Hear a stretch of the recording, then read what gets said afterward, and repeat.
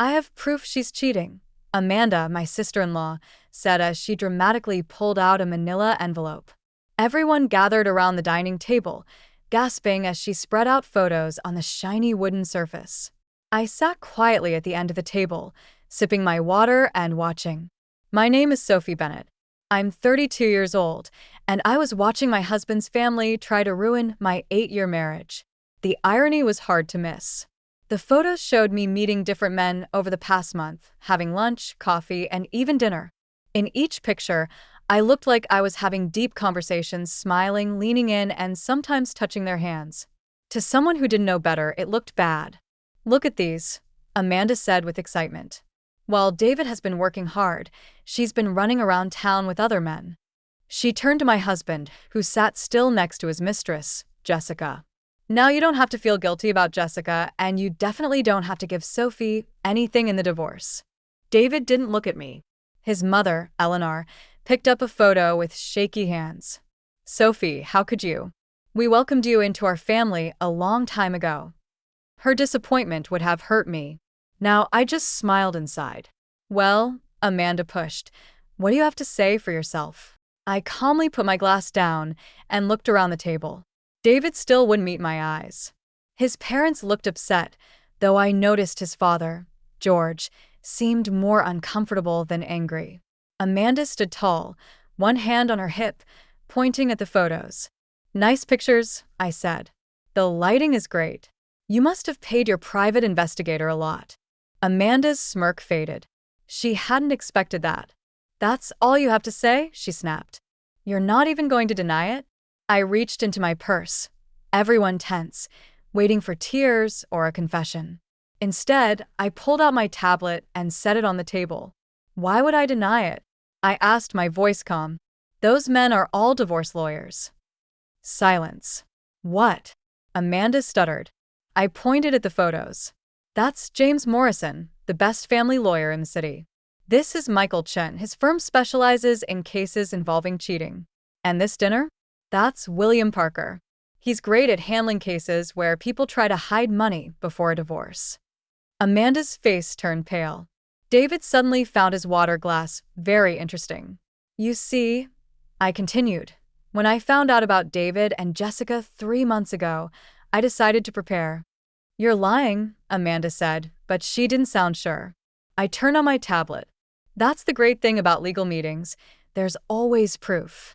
I pulled up emails and signed agreements. But that's not even the most interesting part, I said, looking at David. Eleanor's voice shook. What do you mean? Well, I said, during one meeting, I learned something about recent property transfers in this family. Lots of money, houses changing hands, new companies being formed. I let my words sink in. George shifted uncomfortably. David frowned. Dad, is that why you had me sign those papers last month? You said it was just routine family business. I watched as realization hit him. His family wasn't just helping him cheat, they were hiding money before the divorce. David, sweetheart, we were just protecting you, Eleanor started. I cut her off. Actually, you were committing fraud. And my lawyers have proof. Amanda sank into a chair, defeated. You knew, she whispered. You knew this whole time. I nodded and grabbed my things. Next time you hire a private investigator, make sure they're not working for both sides. I stood up, fixing my dress. Oh, and I officially hired the best one yesterday. I walked to the door, then turned back. David, your lawyer will get the paperwork tomorrow. You might want to read it carefully, especially the part about fraud. And Amanda, I met her shocked eyes.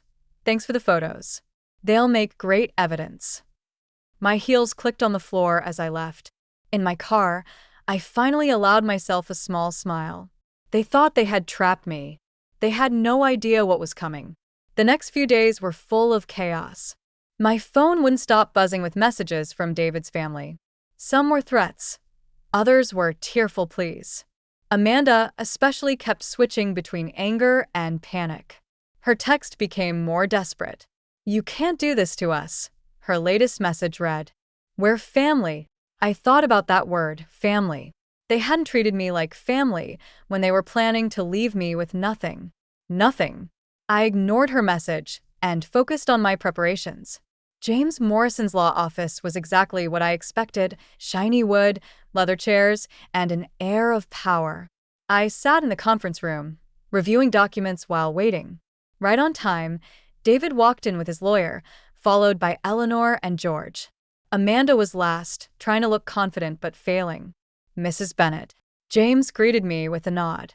"Shall we begin?" I watched David's face as James laid out the evidence.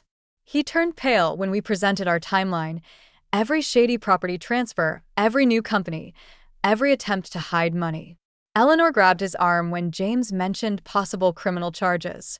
"This is nonsense," David's lawyer said. "These were just normal family business decisions." "Are they?"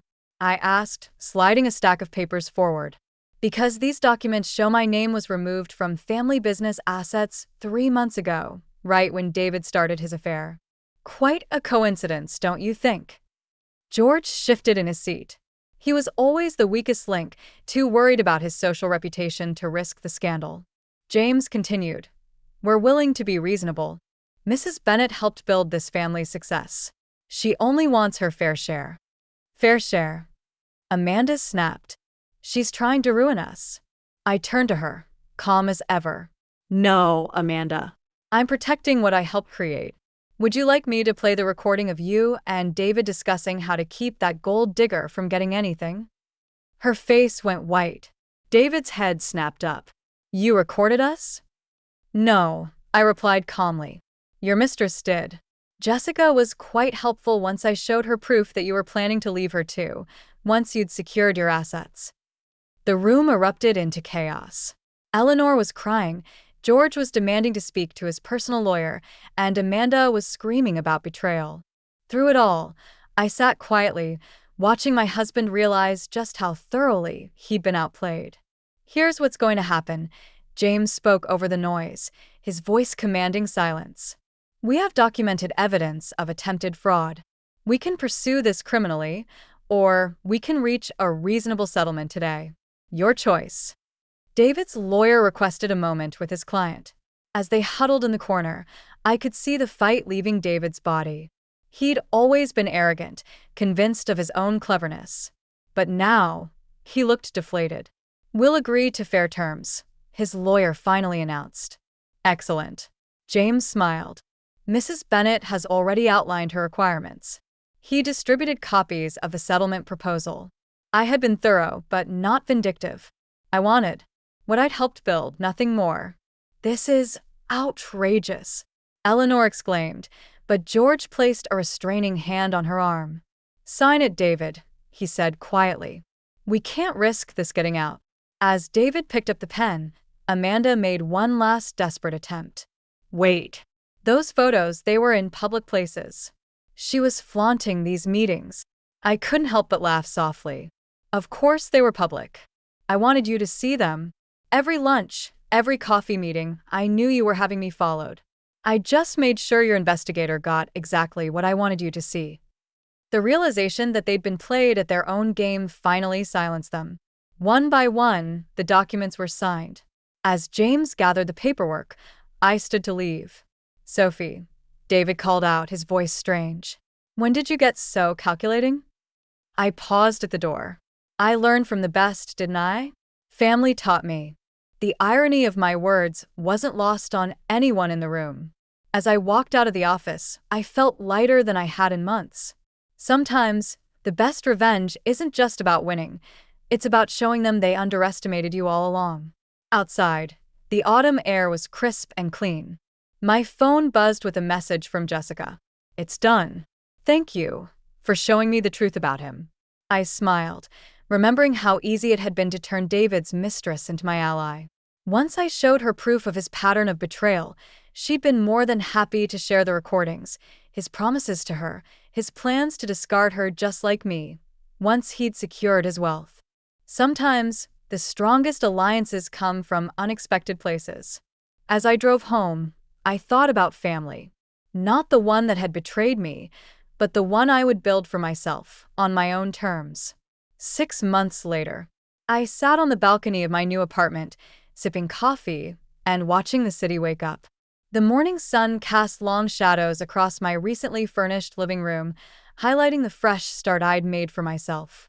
My phone buzzed with a text from Jessica, of all people. We'd maintained an unlikely friendship after everything. You won't believe who I just saw at Riverside Cafe. Amanda. She actually tried to pretend she didn't see me. I smiled, remembering how thoroughly the family had unraveled after our meeting. The carefully constructed facade of the perfect family business had cracked under the weight of their own schemes. George had retired early, claiming health issues, but everyone knew it was to avoid the whispers at his precious country club. Eleanor had thrown herself into charity work, desperately trying to maintain their social standing. Amanda, perhaps, had faced the harshest reality check.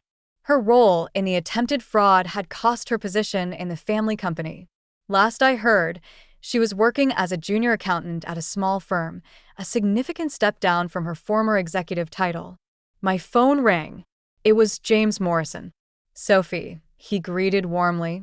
"Just wanted to let you know. The last of the transfers are complete. Everything's officially settled." "Thank you, James. For everything." "You know," he said, his tone thoughtful, "in all my years practicing law, I've never seen someone handle betrayal with such strategic precision. Have you ever considered a career change?" I laughed, but his words stuck with me. In outmaneuvering David and his family, I discovered parts of myself I never knew existed: strength, cunning, and an ability to see 3 moves ahead. Later that afternoon, I met Laura, my closest friend, for lunch. She'd been my rock throughout everything, one of the few people who knew the whole story from the beginning. "Have you heard?" she asked, sliding into her seat. "David's been demoted. Apparently, some of his business decisions during the whole divorce drama didn't sit well with the board." I shook my head. "I'm not surprised. He always did think he was smarter than everyone else." Speaking of smart, Laura leaned forward. "How's the new venture going?" After the settlement, I used part of my share to start a consulting firm, helping other women navigate complex divorces and financial disputes. It felt right, using my experience to help others protect themselves. "We're expanding," I said, unable to hide my pride. "Opened a second office last week." "Look at you." Laura grinned. "From being blindsided by your husband's betrayal to running your own empire. Who would have thought?" I thought about the woman I'd been a year ago, trusting, naive, willing to believe in family loyalty above all else. That woman was gone, replaced by someone stronger, wiser, but not bitter. If anything, I was grateful for the lessons learned. My phone buzzed again, another text from Eleanor. "I miss you. The family isn't the same without you." I archived it without responding. Some bridges, once burned, shouldn't be rebuilt. That evening, as I reviewed applications for my firm's mentorship program, I reflected on how much life had changed. The family that had tried to destroy me had inadvertently set me free. Their attempts to leave me with nothing had pushed me to become something more than I'd ever imagined. The doorbell rang. It was Jessica, holding a bottle of wine. Our monthly catch-up sessions had become a tradition of sorts. "To Karma," she said, raising her glass as she settled onto my couch. "David's dating someone new, by the way. Poor girl has no idea what she's getting into." "Should we warn her?" I asked, half joking. Jessica laughed. "Something tells me she'll figure it out on her own. Besides, I hear she's quite clever with computers. Maybe she'll catch on faster than we did."